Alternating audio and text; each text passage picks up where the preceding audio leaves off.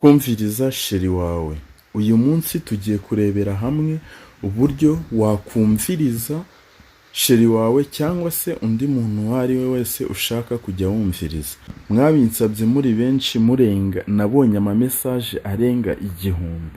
Uyu munsi rero nafashe umwanzuro wo kuvuga nanjye reka mbereke uburyo wabasha kumviriza sheri wawe cyangwa se undi muntu uwo ari we wese ushaka kujya wumviriza.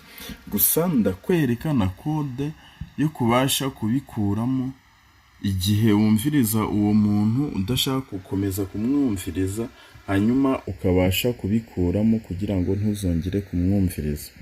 Uraza ufungure application yawe ya TikTok, hanyuma uze hano kuri account yanjye ya TikTok ni Darius Tech. Urareba hano handitse YouTube hano, hanyuma uhakande. Ukihakanda urabona urahita uhinguka kuri YouTube yanjye.